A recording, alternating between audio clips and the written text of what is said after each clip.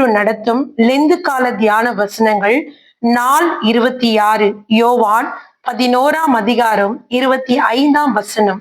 நானே உயிர்த்தெழுதலும் ஜீவனமாய் இருக்கிறேன் என்ற தலைப்பில் இந்த நாளிலே நாம் பார்க்க போகிறோம். ஆண்டவராகிய இயேசு கிறிஸ்து யோவான் எழுதின சுவிசேஷம் 11ஆம் அதிகாரம் வசனம் 25 இயேசு அவளை நோக்கி, நானே உயிர்த்தெழுதலும் ஜீவனமாய் இருக்கிறேன், என்னை விசுவாசிக்கிறவன் மரித்தாலும் பிழைப்பான் என்று சொல்லி பார்க்கிறோம். இந்த 11ஆம் அதிகாரத்திலே நிறைய காரியங்களில் ஆண்டவர் குறிப்பிடுகிறார் நானே என்ற வார்த்தை. அவர் இந்த வார்த்தையை தைரியமாக சொல்லுகிறார். இயேசு நான் உயிர்த்தெழுதலின் நம்பிக்கையா இருக்கிறேன் என்று சொல்லி நாம் பார்க்கிறோம். திரும்ப திரும்ப இந்த வார்த்தையை அவர் குறிப்பிடுகிறார்.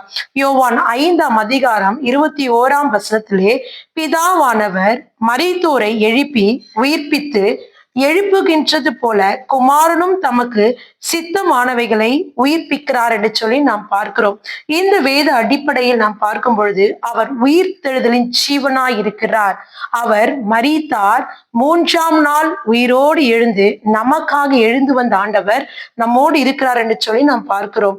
யோவான் 6:40 வாசிக்கும் பொழுது, குமாரனை கண்டு அவரிடத்தில் விசுவாசிக்கிறவன் எவனோ அவன் நித்திய ஜீவனை அடைவதும் நான் அவனை கடைசி நாளில் எழுப்புவது என்னை அனுப்பினவர் சித்தமாய் இருக்கிறது என்று வேதம் குறிப்பிடுகிறது.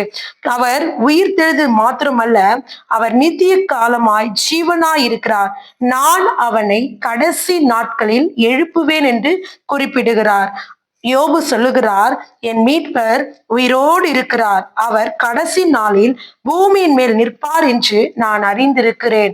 ஆண்டவராகிய இயேசு கிறிஸ்து குறிப்பிடுகிறார், நானே உயிர்த்தெழுதல், நானே உயிர்த்தெழுதல் ஜீவனமாய் இருக்கிறேன் என்று சொல்லி பார்க்கிறார்.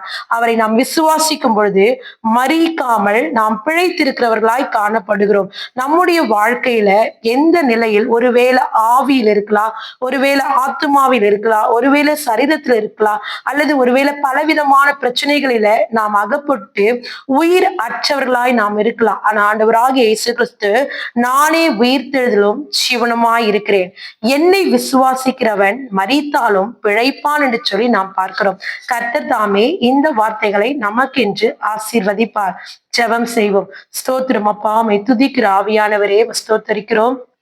எங்களை அதிகமாய் நேசித்து வழிநடத்தக்கூடிய அன்பின் பரலோக பிதாவே, நீங்க சொல்லியிருக்கீங்கப்பா யோவான் 11:25 நானே உயிர்த்தெழுதலும் ஜீவனமாய் இருக்கிறேன், என்னை விசுவாசிக்கிறவன் மரித்தாலும் பிழைப்பான் என்ற வார்த்தையின் பிரகாரம் நாங்கள் எந்த காரியங்களை மரித்திருந்தாலும் என் ஆண்டவர் எங்களை உயிர்ப்பித்து ஜீவனாய் மாற்றப் போகிறதுக்காய் நன்றி.